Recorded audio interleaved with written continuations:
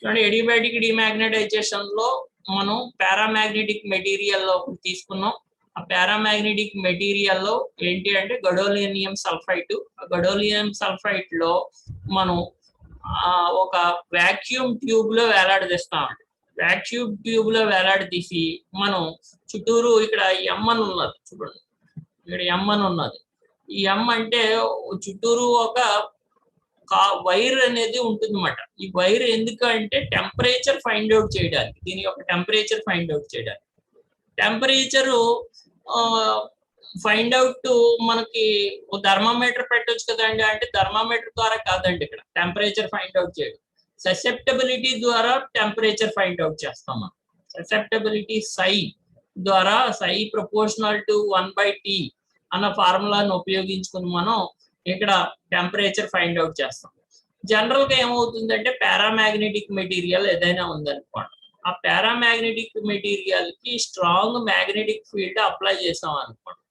Apply చేస్తే strong magnetic field apply చేస్తే ఏమవుతుంది అంటే ఇది మ్యాగ్నెటైజేషన్ అవుతుంది. అంటే ఒరిజినల్ గా ఏముంటాయి లోపల ఉండే ఇవి డిఫరెంట్ డైరెక్షన్స్ లో ఉంటాయి దాని యొక్క ఆటమ్స్ అనేవి. అవన్నీ ఏమవుతాయి ఒక డైరెక్షన్ లోకి వస్తాయి. ఆ యొక్క డైరెక్షన్ లోకి వచ్చేటప్పుడు ఏమవుతుంది అంటే దాని యొక్క టెంపరేచర్ ఇంక్రీజ్ అవుతుంది. టెంపరేచర్ అనేది ఇంక్రీజ్ అవుతుంది, దాని ఉష్ణం ఇంక్రీజ్ అవుతుంది. ఒక పారాయస్కాంత పదార్థానికి అయస్కాంతీకరిస్తే ఏమవుతుంది, దానిలోని అణువులన్నీ ఒక క్రమ పద్ధతిలో అమరేటప్పుడు ఉష్ణోగ్రత అనేది పెరుగుతుంది. అలా ఉష్ణోగ్రత పెరగడం అనేది ఇక్కడ కూడా జరుగుతుంది. చూడండి ఇక్కడ ఎస్ ఎన్ రెండు వైపులా ఉంచామండి. ఎన్ఎస్ అంటే మ్యాగ్నటైజేషన్ చేస్తున్నాం. మ్యాగ్నటైజేషన్ చేసినప్పుడు ఈ పి అనేది ఏమవుతుంది, గడోలినియం సల్ఫేట్ యొక్క టెంపరేచర్ అనేది ఇంక్రీజ్ అవుతుంది. ఈ చుట్టూరు మనం ఏం ఉంచాము, లిక్విడ్ హీలియం ఉంచామండి ఒక దేవార్ ఫ్లాస్క్ లో. దాని చుట్టూరు లిక్విడ్ హైడ్రోజన్ ఉంచామండి. 2 దేవార్ ఫ్లాస్కులు తీసుకున్నాం. ఫస్ట్ ఏ అనే ఒక వాక్యూమ్ ట్యూబ్ తీసుకున్నాం. ఆ వాక్యూమ్ ట్యూబ్ లో పి అనే ఒక పారామాగ్నెటిక్ మెటీరియల్ పారాయస్కాంత పదార్థాన్ని వేలాడి తీసాం. దాని చుట్టూరు ఎం అనే ఒక వైర్ పెట్టాం. ఆ వైర్ ద్వారా మనం దాని యొక్క టెంపరేచర్ ని మెజర్ చేయొచ్చు. ఇక దాని చుట్టూరు ఈ వాక్యూమ్ ట్యూబ్ చుట్టూరు అంటే శూన్యనాళిక అంటారు తెలుగులో. ఈ శూన్యనాళిక దేంట్లో వేలాడి తీసామండి, ఒక ద్రవ హీలియం లో వేలాడి తీసామండి. ఆ ద్రవ హీలియం పక్కన ఏమున్నది, లిక్విడ్ హైడ్రోజన్ కూడా ఉన్నది. సో ఇప్పుడు మనం ఏం చేస్తున్నాం అంటే ఇది ఎప్పుడైతే లిక్విడ్ హీలియం ఉన్నదో దీని టెంపరేచర్ తక్కువే ఉంటుంది. సో ఆ తక్కువ ఉన్నప్పుడు ఏమవుతుంది, ఇక్కడ ఎప్పుడైతే మ్యాగ్నెటిక్ ఫీల్డ్ అప్లై చేసామో పీలో ఉన్న టెంపరేచర్ పెరిగిన టెంపరేచర్ ఏమవుతుంది, ఇది అబ్జర్వ్ చేసేసుకుని దీని యొక్క టెంపరేచర్ ఎంత అవుతుంది, 1K అవుతుంది. 1K అంటే దగ్గర 263 సంథింగ్ ఆ రేంజ్ లోకి వస్తుంది అనమాట. 270 ఆ రేంజ్ లోకి వచ్చేస్తుంది అనమాట. సో 1K ఉంటుంది. సో ఇప్పుడు మనం ఏం చేస్తాం, సడన్ గా ఈ మ్యాగ్నటైజేషన్ తీసేస్తాం అండి, అంటే డిమాగ్నటైజేషన్ చేసేస్తాం, నిరయస్కాంతీకరణం చేసేస్తాం అన్నమాట. ఈ ఎడియాబాటిక్ డిమాగ్నటైజేషన్ అంటే శిరోష్ణక నిరయస్కాంతీకరణము అని అంటే తెలుగులో శిరోష్ణక నిరయస్కాంతీకరణము అని అర్థం. ఎప్పుడైతే మనం అయస్కాంతీకరణాన్ని ఆఫ్ చేసేసామో అప్పుడు ఏమవుతుంది అంటే ఇవి లోపల ఉన్న ఏవైతే ఉన్నాయో అవి మళ్ళీ రీఅరేంజ్ అయిపోతాయి. అంటే వాటి యొక్క డైరెక్షన్ అనేది ఎటు పడితే అటు మారిపోతుంది. అలా మారిపోయేటప్పుడు దాని యొక్క ఎనర్జీ ఎక్కడి నుంచి తీసుకుంటుంది, ఇంటర్నల్ ఎనర్జీ నుంచి తీసుకుంటుంది. సో అంటే ఆ లోపల గడోలియం సల్ఫేట్ లో ఉండే అణువులు ఏవైతే ఉన్నాయో వాటి ఇంటర్నల్ ఎనర్జీ నుంచి తీసుకోవడంతో దాని యొక్క టెంపరేచర్ ఏమవుతుంది, డౌన్ అవుతుంది. సో టెంపరేచర్ డౌన్ అవడంతో ఈ చుట్టూరు ఉన్న లిక్విఫికేషన్ ఏదైతే ఉన్నదో దాని యొక్క టెంపరేచర్ అంటే అప్పటికే 260 ఎంతో ఉన్నది, అది ఇంకా డౌన్ అవుతుంది. ఇంకా డౌన్ అవడంతో లిక్విడ్ అనేది కూల్ గా లిక్విఫికేషన్ లోకి అలా ఉండిపోతుంది అన్నమాట.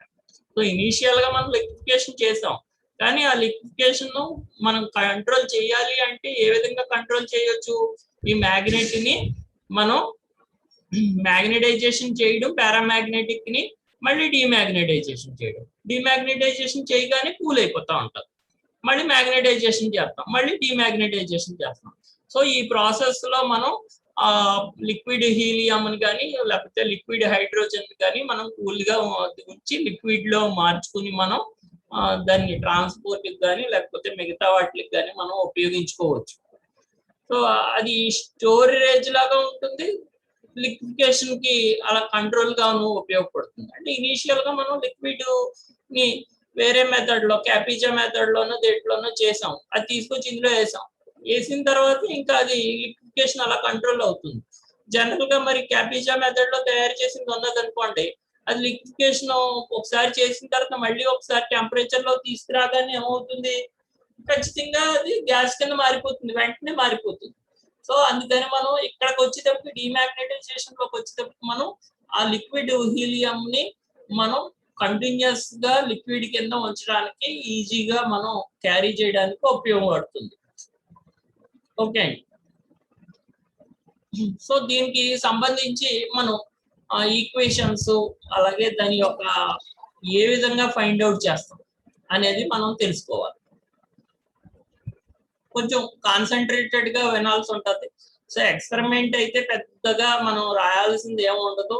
ఒక వాక్యూమ్ ట్యూబ్ ఉంటుంది, దాంట్లో పి అనే పారామాగ్నెటిక్ సబ్స్టెన్స్ ని సస్పెండ్ చేస్తాం అంటాం, అంటే వేలాడదీస్తాం అని చెప్తాం. దాని చుట్టూరు మెజర్ చేయడానికి టెంపరేచర్ ససెప్టబిలిటీ ద్వారా మెజర్ చేయడానికి ఎం అనే ఒక కాయిల్ ఉంటుంది అని చెప్తాం. దీని అంతటిని మనం ఒక దేవార్ ఫ్లాస్క్ లో లిక్విడ్ హీలియం లో సస్పెండ్ చేస్తాం. ఆ దేవార్ ఫ్లాస్క్ చుట్టూరు మళ్ళీ ఇంకో దేవార్ ఫ్లాస్క్ సి అనే దేవార్ ఫ్లాస్క్ లో లిక్విడ్ హైడ్రోజన్ తీసుకుంటాం. ఇటుపక్క అటుపక్క ఒక స్ట్రాంగ్ మ్యాగ్నెటిక్ ఫీల్డ్ అప్లై చేస్తాం. అప్లై చేస్తే ఏమవుతుంది, ఆ పి అనే పారామాగ్నెటిక్ మెటీరియల్ లో ఏం ఏర్పడుతుంది, హీట్ ప్రొడ్యూస్ అవుతుంది. ఆ హీట్ ని హీలియం అబ్జర్వ్ చేసుకుంటుంది. మళ్ళీ దాని యొక్క టెంపరేచర్ 1 కెల్విన్ అవుతుంది.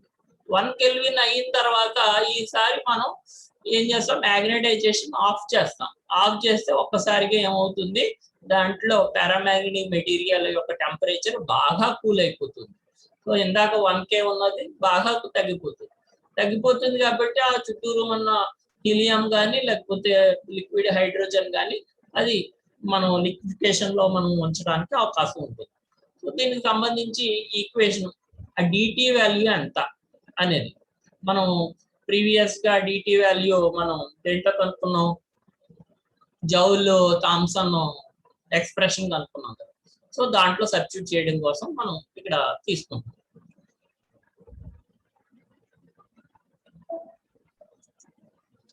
దీని యొక్క ప్రిన్సిపల్ వచ్చేటప్పటికి మనకి పారామాగ్నెటిక్ మెటీరియల్ సబ్స్టెన్స్ మాలిక్యూల్స్ ఉంటాయి, అవి డిజార్డర్ మేనర్ లో ఉంటాయి. అది చెప్పాను కదండి, డిఫరెంట్ డైరెక్షన్స్ లో ఉంటాయి.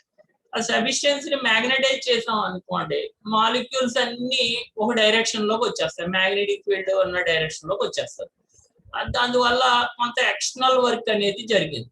ఆ ఎక్స్టర్నల్ వర్క్ జరగడం వల్ల ఇంటర్నల్ ఎనర్జీ అనేది యాడ్ అయింది సబ్స్టెన్స్ కి. అందువల్ల దాని యొక్క టెంపరేచర్ ఏమైంది, రైజ్ అయింది. అంటే పారామాగ్నెటిక్ మెటీరియల్ దానికి మ్యాగ్నెటైజేషన్ చేస్తే దాని యొక్క టెంపరేచర్ ఏమవుతుంది, ఇంక్రీజ్ అవుతుంది. అంటే ఒక పారాయస్కాంత పదార్థాన్ని అయస్కాంతీకరణం చేస్తున్నప్పుడు ఏమవుతుంది, దాంట్లోని అణువులన్నీ ఎలా ఉంటాయి, క్రమరహితంగా ఉంటాయి. సో క్రమరహితంగా ఉంటాయి కాబట్టి ఏమవుతుంది, ఆ పదార్థం ఏదైతే ఉందో దాన్ని కనుక అయస్కాంతీకరిస్తే ఏమవుతుంది, దాంట్లో ఉన్న అణువులు ఏవైతే ఉన్నాయో అవన్నీ కూడా అయస్కాంత క్షేత్రం వైపుకి ఏర్పడతాయి. ఇలా ఏర్పడినప్పుడు బయట నుంచి మనం కొంత వర్క్ చేసాం కాబట్టి ఏమవుతుంది, దాని యొక్క ఇంటర్నల్ ఎనర్జీ అనేది ఆ పదార్థం యొక్క ఇంటర్నల్ ఎనర్జీ పెరుగుతుంది. ఇంటర్నల్ ఎనర్జీ పెరుగుతుంది కాబట్టి ఏమవుతుంది, టెంపరేచర్ పెరుగుతుంది. So when the paramagnetic material, ఇప్పుడు మనం పారామాగ్నెటిక్ సబ్స్టెన్స్ ని మ్యాగ్నెటైజేషన్ ఈజ్ సడన్లీ డిమాగ్నెటైజ్, అంటే సడన్ గా మనం ఏం చేసాం, నిరయస్కాంతీకరణ చేస్తాం, అంటే అయస్కాంతాన్ని తీసేసాం అన్నమాట. So A slight fall in temperature తగ్గుతుంది. సో ద సబ్స్టెన్స్ ఆల్రెడీ లో టెంపరేచర్, ఆ సబ్స్టెన్స్ ఆల్రెడీ 263లోనో ఎంతలోనో ఉన్నది ఆల్రెడీ. సో ఒక్కసారిగా మనం ఎప్పుడైతే టెంపరేచర్ దీంట్లో తగ్గిందో ఆ టెంపరేచర్ కూడా కన్సిడరబుల్. ఒక 5 డిగ్రీ సెంటిగ్రేడ్ తగ్గించినా సరే తగ్గించినట్టే, ఆ తర్వాత తగ్గించడం చాలా కష్టం. ఇప్పుడు మనం ఒక స్టేజ్ వరకు కూడా నైట్రోజన్ యొక్క ప్రెషర్ ని రిడ్యూస్ చేసేస్తే అది దాని యొక్క టెంపరేచర్ తగ్గిపోతుంది, ఈజీగా మనం లిక్విఫికేషన్ చేసేయచ్చు. ఆ తర్వాత నుంచి తగ్గించుకుంటాం, అంటే -208 తర్వాత నుంచి తగ్గించుకురావడం అనేది కొంచెం కష్టం. సో అది మనకి ఇక్కడ ఈజీగా అవుతుంది. నెక్స్ట్ ఈ మెథడ్ ఏంటి అంటే, మనం రాయాల్సిన మెథడ్ పారామాగ్నెటిక్ సబ్స్టెన్స్ సస్పెండ్ చేసాం వెసల్ ఏలో, డయాగ్రామ్ చూసి రాస్తాం అన్నమాట. వాక్యూమ్ పంప్ కనెక్ట్ చేసాం దాన్ని. వెసల్ ఏ చుట్టూరు లిక్విడ్ హీలియం అనేది 1K టెంపరేచర్ తోటి దేవార్ ఫ్లాస్క్ లో ఉంచాం. దీన్ని again surrounded by another Dewar flask C. Another Dewar flask ఇంకోటి తీసుకున్న కంటైనింగ్ లిక్విడ్ హైడ్రోజన్ ఉంటుంది అందులో. A strong magnetic field is applied. Strong magnetic field apply చేస్తాం, the paramagnetic salt. Okay, so the M ఏమవుతుంది, coil M round A, అంటే A చుట్టూరు ఒక coil M అనే కాయిల్ అనేది ఉంటుంది. ఎందుకు? To measure the temperature measure చేయడానికి. అలాగా బై ససెప్టబిలిటీ మెజర్మెంట్స్ తోటి మనం ఫైండ్ అవుట్ చేయొచ్చు. ఇది మనం మెథడ్ కానీ డిస్క్రిప్షన్ కానీ అని అనుకోవచ్చు. ప్రిన్సిపల్ రాసాము, ప్రిన్సిపల్ లో పారామాగ్నెటిక్ మెటీరియల్స్ డిజార్డర్ లో ఉంటాయి, వాటిని ఎప్పుడైతే మ్యాగ్నెట్ చేసామో ఒక ఆర్డర్ లోకి వస్తుంది, అందుచేత కొంత ఎడిషన్ గా ఇంటర్నల్ ఎనర్జీ ఏర్పడుతుంది, అందువల్ల దాని టెంపరేచర్ పెరుగుతుంది. ఇప్పుడు మనం అదే కాన్సెప్ట్ ని తీసుకొని సడన్ గా డిమాగ్నెటైజేషన్ చేస్తే దాని టెంపరేచర్ తగ్గుతుంది. ఈ తగ్గే ఆల్రెడీ సబ్స్టెన్స్ లో టెంపరేచర్ లో ఉంది కాబట్టి దానికి ఇంకా మనం తగ్గించాము అంటే ఏమవుతుంది, ఫైనల్ గాను బాగా టెంపరేచర్ తగ్గుతుంది. కన్సిడర్ మెథడ్ వచ్చేటప్పుడు పారామాగ్నెటిక్ సబ్స్టెన్స్ ని మనం వెసల్ ఏలో సస్పెండ్ చేసాము, అది వాక్యూమ్ పంపు. దాంట్లో వాక్యూమ్ అంటే శూన్యీకరించిన గాజునాళి. సో ఆ వెసల్లో చుట్టూరు మనం లిక్విడ్ హీలియం ఒక Devar flask, B Devar flask లో తీసుకున్నాం, దాన్ని మళ్ళీ సి అనే దేవార్ ఫ్లాస్క్ లో లిక్విడ్ హైడ్రోజన్ లో ఉంచాం. సో ఇప్పుడు మనం స్ట్రాంగ్ మ్యాగ్నెటిక్ ఫీల్డ్ అప్లై చేసాం. అలాగే దాని యొక్క టెంపరేచర్ కనుక్కోవడానికి, ఏలో ఉన్న టెంపరేచర్ కనుక్కోవడానికి దాని చుట్టూరు M అనే ఒక కాయిల్ అనేది ఉపయోగించాం. ఆ టెంపరేచర్ అనేది ఏ విధంగా కనుక్కుంటాం, బై ససెప్టబిలిటీ మెజర్మెంట్స్. తెలుగులో కూడా ససెప్టబిలిటీ అని అంటాం. సో ఇక్కడ thermodynamics first and second law of thermodynamics మనకు తెలుసు, dq = du + dw అంటే. సో dq = du + dw అయితే dw లో మనకి ఎక్స్ట్రా ఏమి యాడ్ అవుతుంది, ఒకటి మనకి కొంత మ్యాగ్నటైజేషన్ కి సంబంధించిన ఈక్వేషన్ ని మనం తీసేయాల్సి ఉంటుంది. సో ఆ వర్క్ డన్ మనం తీసేస్తున్నాం, అంటే -BDI. సో ఎడియాబాటిక్ డిమాగ్నటైజేషన్ అనేది కాన్స్టెంట్ ప్రెషర్ లో చేస్తున్నాం. సో కాన్స్టెంట్ ప్రెషర్ లో చేస్తుంటే వాల్యూమ్ లో చేంజ్ ఉండదు. వాల్యూమ్ లో చేంజ్ లేదు అంటే ఇక్కడ PdV టర్మ్ 0 అయిపోతుంది అని అర్థం. అంటే ఒరిజినల్ గా మనకి dq = మన ఫార్ములా ఏంటి, du + PdV, ఇది ఫార్ములా. సో దీనికి మనకి ఏం తీసేయాల్సి వస్తుంది, BDI తీసేయాల్సి ఉంటుంది. ఎందుకని, మనం అక్కడ ఒకసారిగా దాని యొక్క వర్క్ డన్ అనేది మనకి కేవలం పూర్తి వర్క్ డన్ ప్రెషర్ వాల్యూమే కాదు, మనకి అక్కడ మ్యాగ్నటైజేషన్ అవుతుంది, డిమాగ్నటైజేషన్ అవుతుంది. సో అందుకని ఇది తీసేస్తాం ఈ టర్మ్. కానీ మనం ఈ డిమాగ్నటైజేషన్ అనేది ప్రెషర్ కాన్స్టెంట్ ప్రెషర్ లో ఉంచుతాం, అందుచేత వాల్యూమ్ చేంజ్ అనేది ఏమి ఉండదు, 0. అందుకని 0 × P ఎంత అవుతుంది, 0 అవుతుంది. సో అందుచేత మనకి dq = మనం ఏం రాసుకోవచ్చు, du - BDI అని రాసుకోవచ్చు. ఇది వచ్చింది మనకి. కానీ మనకి ఇంకొక ఈక్వేషన్ తెలుసు, డిక్యూ ఈజ్ ఈక్వల్ టు మనకి ఏంటి టీడీఎస్ అని తెలుసు. సో అది సబ్స్టిట్యూట్ చేసాం అనుకోండి, TdS is equal to dU minus బిడిఐ అవుతుంది. సో మనకి ఈ విధంగా ఈక్వేషన్ ఫైండ్ అవుట్ అయింది. నెక్స్ట్ తర్వాత Maxwell's third equation. Maxwell's third equation ఎట్లకి అంటే ఎంట్రోపీకి ప్రెషర్కినండి. సో మనం అది గుర్తుపెట్టుకోవడానికి ఈ విధంగా గుర్తుపెట్టుకోవచ్చు. ఏంటి అంటే do T by do P pressure కి, దేనికి ఎంట్రోపీకి అంటాం, ప్రెషర్ ఎంట్రోపీ. అలాగే do V by do S of P. So initial గా చేంజ్ చేసే ఏంటి పిఎస్, ఎస్ పిఈ. సో వాటికి ఏమేమి మార్పు వస్తున్నాయి, టీలోను విలోను చేంజ్ వస్తున్నాయి. ఇప్పుడు ఈ రిలేషన్ లో మనం పి ప్లేస్ లో బి పెట్టుకుంటామండి, పి ప్లేస్ లో మైనస్ బి పెడతామండి, అలాగే బి ప్లేస్ లో ఐ పెడతామండి. పి ప్లేస్ లో బి పెట్టుకుంటున్నాం అంటే మనం అక్కడ చూడండి పి కూడా తీసేసాం, బి కూడా తీసేసాం. మనం ఆ ప్లేస్ లో మనకి ఏమొచ్చినాయి, బి ఐ వచ్చినాయి. సో పి ప్లేస్ లో ఏమో మైనస్ బి ప్లేస్ లో ఐ పెట్టాం. సో ఐ పెడితే అప్పుడు ఈక్వేషన్ ఏ విధంగా మారుతుంది, D by DT of minus డో బి ఇలాగొచ్చింది, డో B of S equal to do V by డో వి కాదండి, డో I by do S of B అవుతుంది. పి బదులు బి తీసుకున్నాం. సో దీన్ని ఏమని రాసుకోవచ్చు మనం, డో by do tea of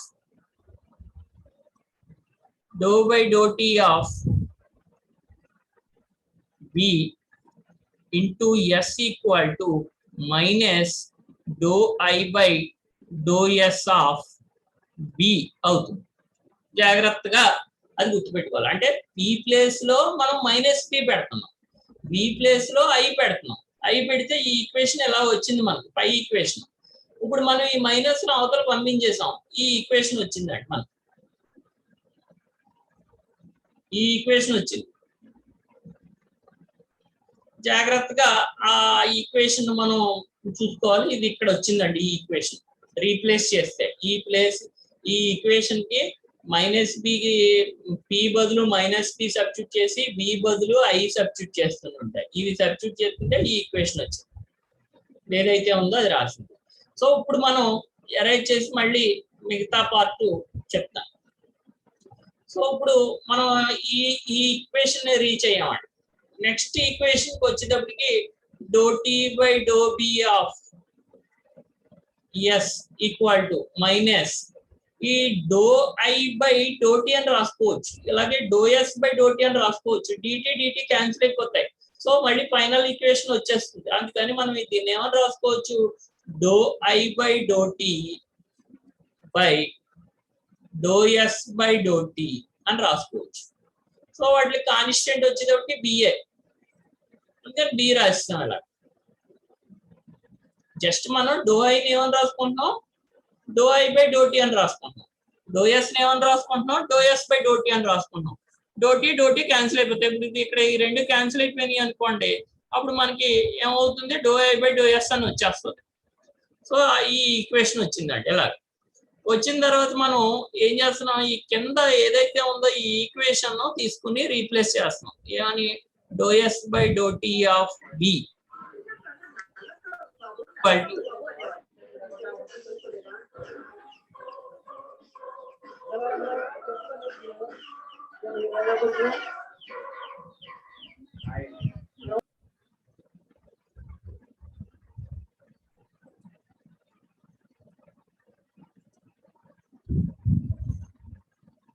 so మనకి ఇక్కడ do yes by do tea of B అని ఉన్నది. ఆ వాల్యూని మనం ఏం రాసుకోవచ్చు, టీ తోటి పైన కింద మల్టిప్లై చేసాం అనుకోండి, అప్పుడు ఏమవుతుంది, do yes by do tea of B అవుతుంది. సో ఇప్పుడు మనకి ఒక టీ లోపల పంపించాం అనుకోండి, 1/t TDS T డో yes by do tea of B అవుతుంది. సో ఇప్పుడు మనకి ఇది వాల్యూ ఎంత అవుతుంది, 1/t ఆఫ్ T టీ డో ఎస్ అంటే ఎంత, డో Q by do tea of B అవుతుంది. సో డో Q by do T value ఎంత అంటే ఎంసీబీ, ఎంసీ అండి. సో ఎంసీబీ అని అంటున్నాం అన్నమాట. బి కాన్స్టెంట్ కాబట్టి ఎంసీబీ అంటున్నాం బై టీ. సో అంటే డో yes by do tea of B value మనకి ఏమని వచ్చింది,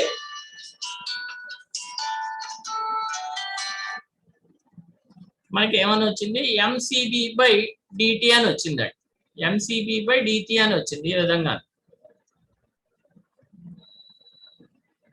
సో ఇప్పుడు మనం దీన్ని అరేంజ్ చేసి మళ్ళీ ఆ వాల్యూ, ఈ వాల్యూని మనం ఏం చేసామంటే ఇక్కడ సబ్స్టిట్యూట్ చేస్తాం అనుకోండి. ఇక్కడ సబ్స్టిట్యూట్ చేసేస్తే ఈ విధంగా వచ్చింది. So substituting the value in above equation, ఈ ఈక్వేషన్ లో సబ్స్టిట్యూట్ చేస్తున్నాం అండి. ఎవరో పెట్టుకోండి, భాను ప్రకాష్ ఎవరో అనుకుంటున్నామా, లోలక్ష్మి.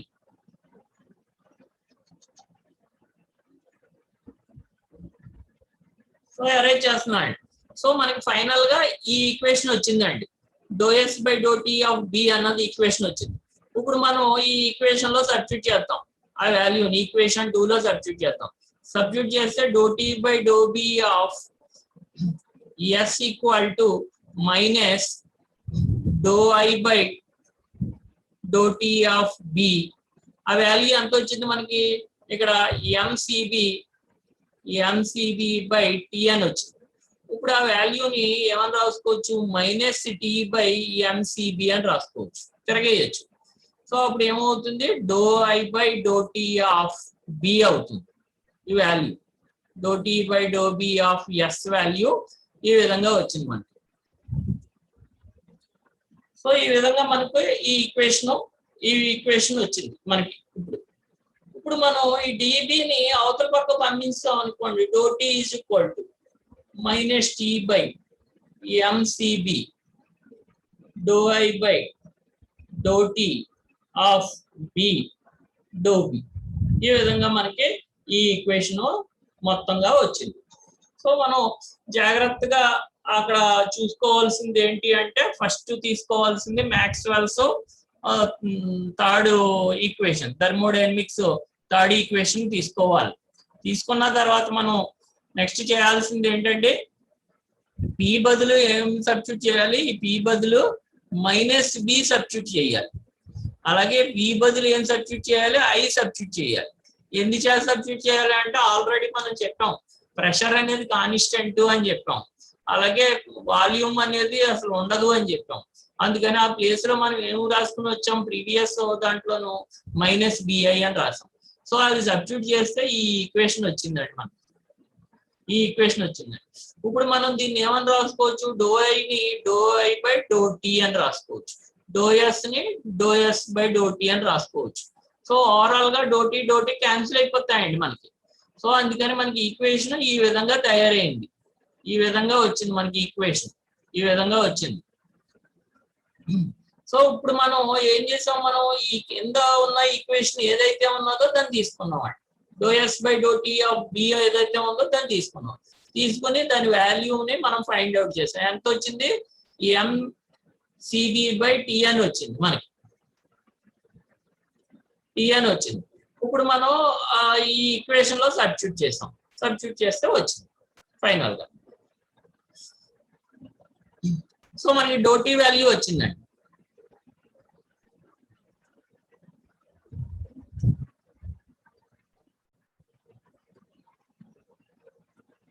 డో టీ వాల్యూ వచ్చింది.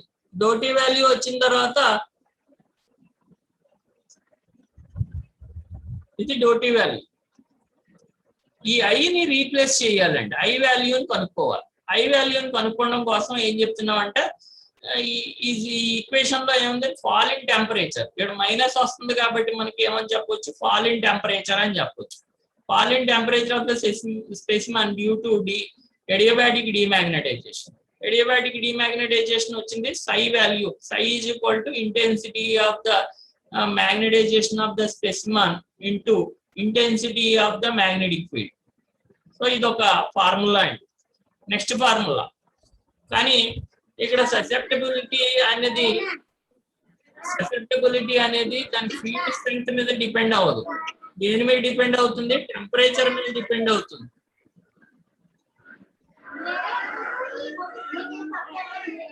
మా సత్య, ఎవరో సత్య మ్యూట్ పెట్టమ్మా.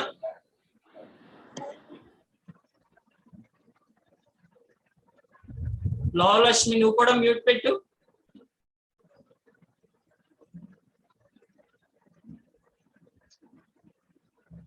సో మనకి ఇక్కడ ససెప్టబిలిటీ ఒక ఈక్వేషన్ వచ్చింది. ఏంటది? I/B అని వచ్చింది. ఇంకొకటి ఏంటి అంటే susceptibility is inversely proportional to temperature. So అందుచేత psi ఈజ్ ఈక్వల్ టు మనకు ఇంకొక ఈక్వేషన్ వచ్చింది C/T అని వచ్చింది. ఇప్పుడు ఈ రెండింటిని ఈక్వేట్ చేసాం అనుకోండి, I/B is equal to C/T అనేది ఈక్వేట్ చేసాం అనుకోండి, దాని నుంచి I ఈజ్ ఈక్వల్ టు తీసుకున్నాం అనుకోండి, ఏమవుతుంది? CB/T అవుతుంది. ఆ CB/T లాస్ట్ ఈక్వేషన్ ఏదైతే వచ్చిందో దాంట్లో సబ్స్టిట్యూట్ చేస్తున్నాం. అంటే ∂T ఈజ్ ఈక్వల్ టు మనకి ఏమన్నా వచ్చింది?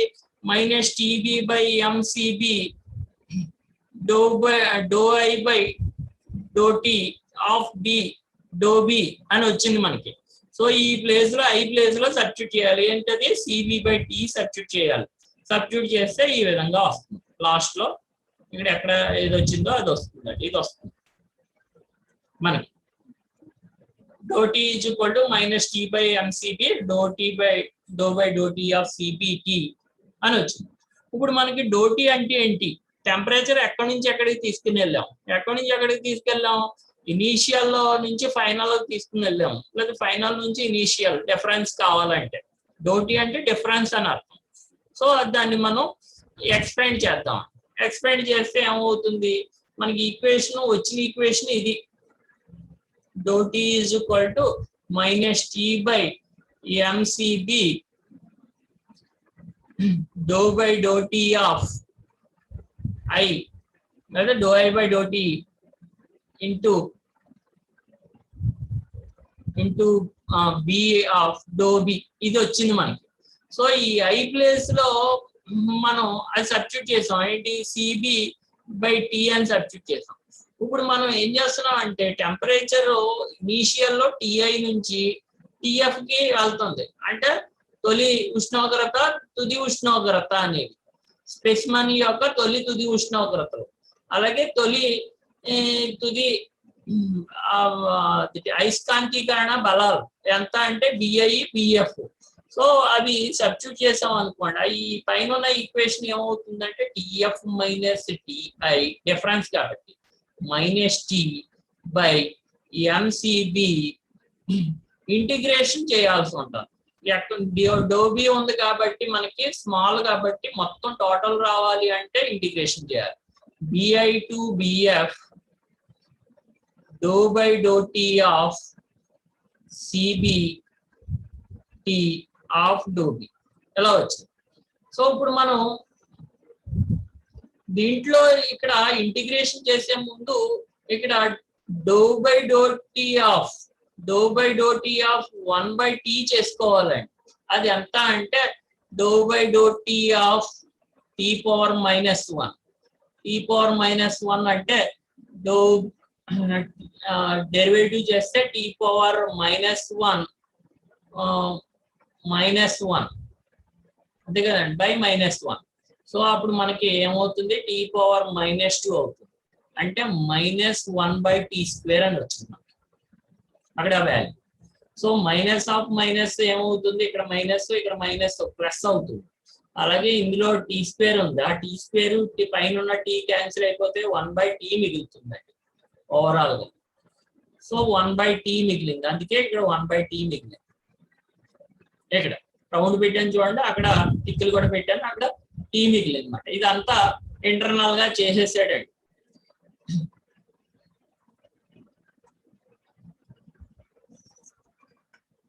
ఒకసారి ఇదంతా అరేంజ్ చేస్తున్నాను.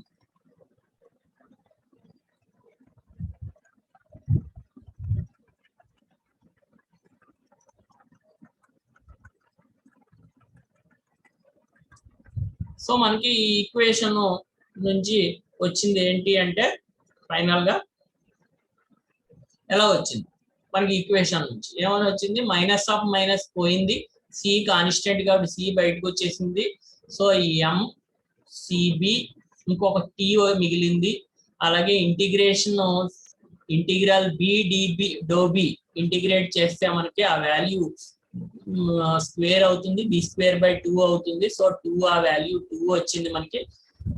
బి స్క్వేర్ లిమిట్స్ సబ్స్టిట్యూట్ చేస్తే మనకి B square F minus B square I square అని వచ్చింది.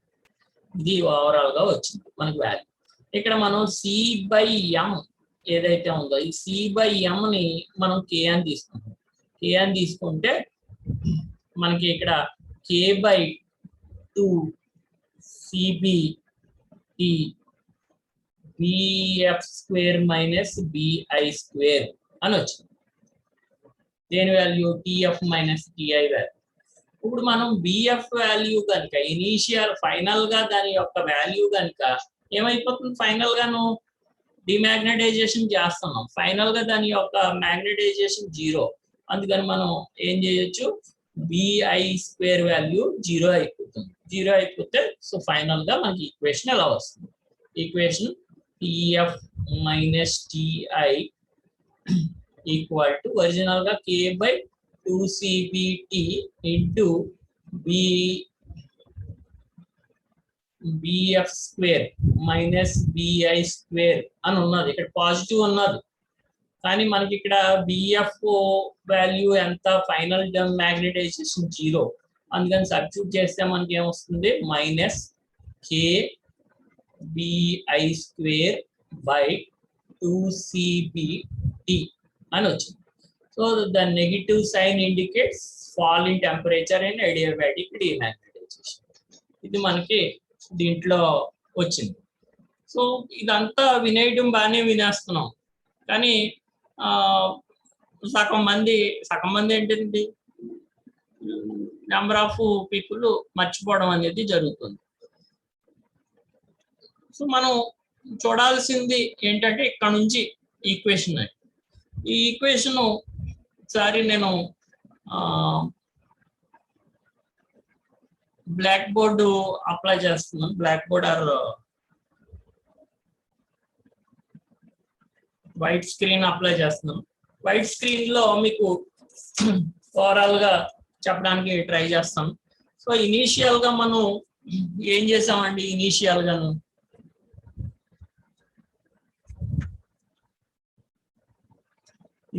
గా మనకి dq is equal to du plus pdv formula తీసుకున్నాం. కానీ దానికి ఏమి అప్లై తీసేసామండి, bdi తీసేసాం. సో అందులో మనకి ప్రెషర్ కాన్స్టెంట్ కాబట్టి మనం ఏం చేసాము, dv వాల్యూ 0 కాబట్టి మనం ఏం రాసుకున్నాం, dq is equal to du minus bdi అని రాసుకున్నాం. ఎలా రాసుకున్నాం, ఇలా వచ్చిన తర్వాత మనకి నెక్స్ట్ ఇక్కడ dq is equal to formula ఎంత, tds. సో tds రీప్లేస్ చేస్తే అంటే tds is equal to du minus bdi అని వచ్చింది. ఇది ఈక్వేషన్ వచ్చింది మనకి, అంటే pdv ప్లేస్ లో మనకి ఇది వచ్చింది. ఇప్పుడు మనం ఏం తీసుకున్నాం, మ్యాక్స్వెల్స్ థర్డ్ ఈక్వేషన్ తీసుకున్నాం.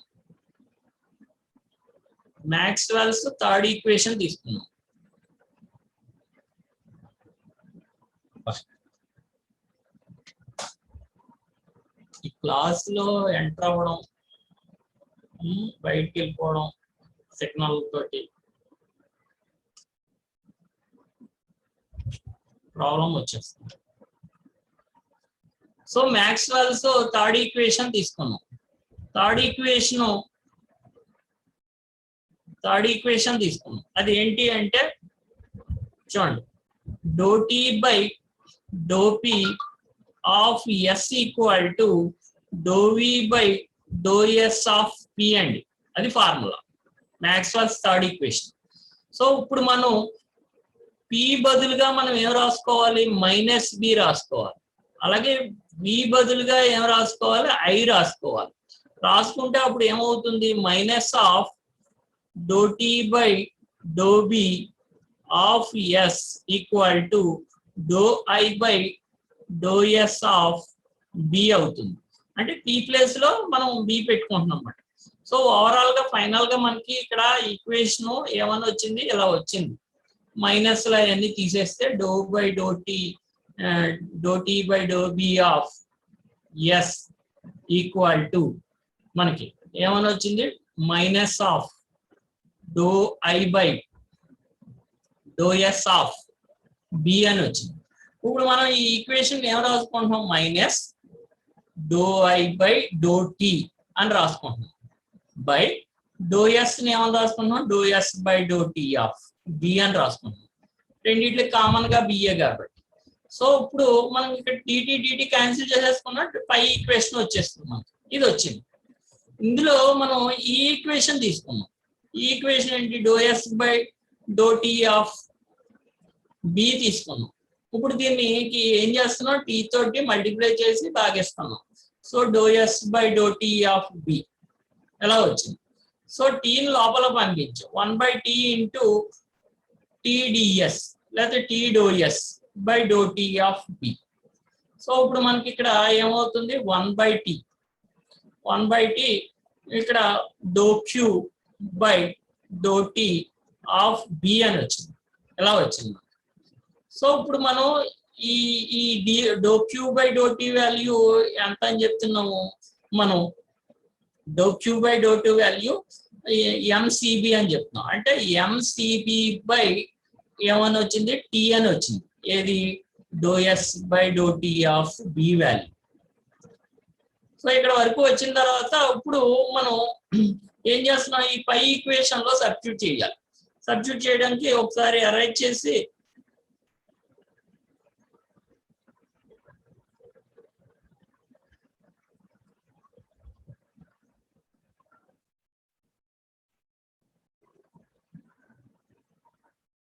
సో ఇదంతా అరేంజ్ చేద్దాం.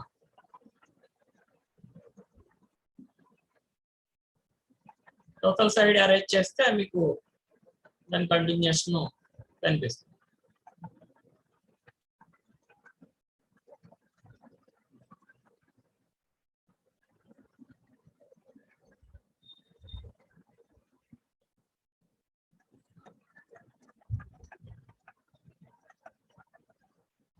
సో మనకి ఇక్కడ ఈ వచ్చిన వాల్యూ ఏదైతే ఉన్నదో అది మనం ఇక్కడ సబ్స్టిట్యూట్ చేస్తున్నాం, దీంట్లో సబ్స్టిట్యూట్ చేస్తున్నాం.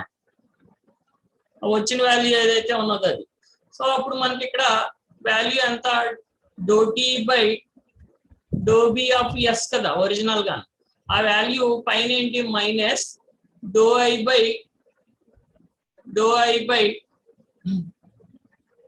డో టీ ఆఫ్ బి అండి.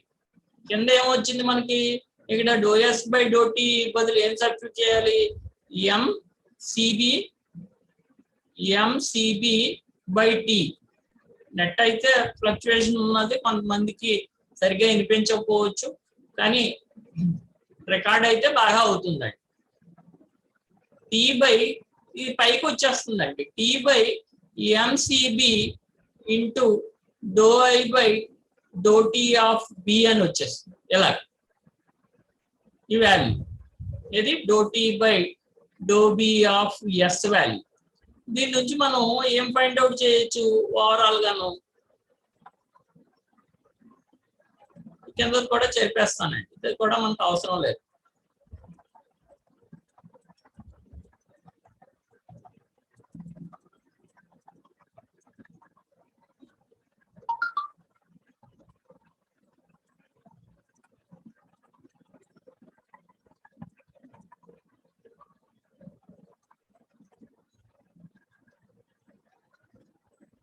సో ఇక్కడ మనకి ఇక్కడ సబ్స్టిట్యూట్ చేసాం.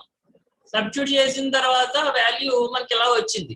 So d T value, do T is equal to minus T by MCB d I by do tea of B do B అని వచ్చింది.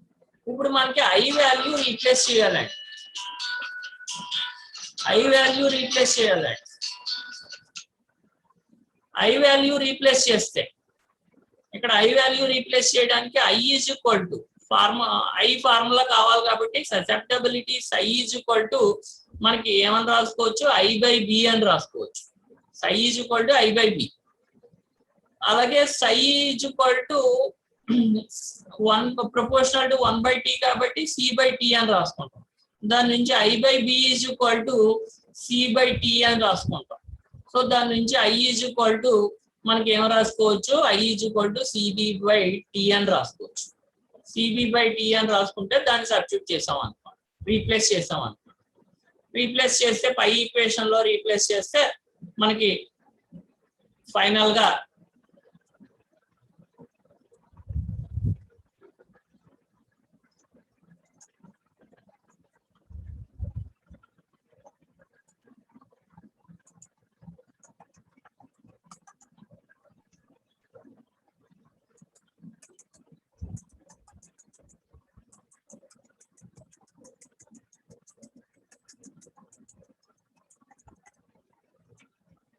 సో ఫైనల్ గా మనకి ఈక్వేషన్ ఏ విధంగానే వచ్చింది, ఈ విధంగా వచ్చింది. ఈ ఐ బదులు రౌండ్ పెట్టిన ఐ బదులు మనం cb/t సబ్స్టిట్యూట్ చేస్తే do T equal to -t/mcb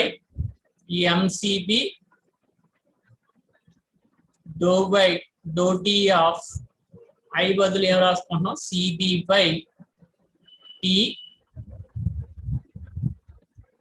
of B do B అని వచ్చింది. సో దీన్ని మనం ఇంటిగ్రేట్ చేయాలి. ఇంటిగ్రేట్ చేస్తే TF minus TI equal to -t/mcb integral BI to BF.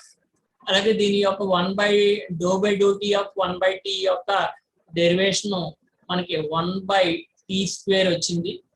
So B do B ఎలా వచ్చింది. సో ఇప్పుడు మనం దీంట్లో వాల్యూలు మైనస్ ప్లస్ అవుతుంది. సో మనకి అక్కడ వాల్యూ సి కాన్స్టెంట్ సి ఒకటి బయటకు వచ్చేస్తుంది. అంటే c/mcb టీ అని వచ్చింది. సో దాని యొక్క b² యొక్క ఇంటిగ్రేషన్ బి యొక్క ఇంటిగ్రేషన్ b² అని వచ్చింది. b² బిఎఫ్ ఎలా వచ్చింది. సో మనకి ఈ సబ్స్టిట్యూట్ చేస్తే మనకి c/b² ఒకటి 1/2² b²/2 వస్తుంది. సో 2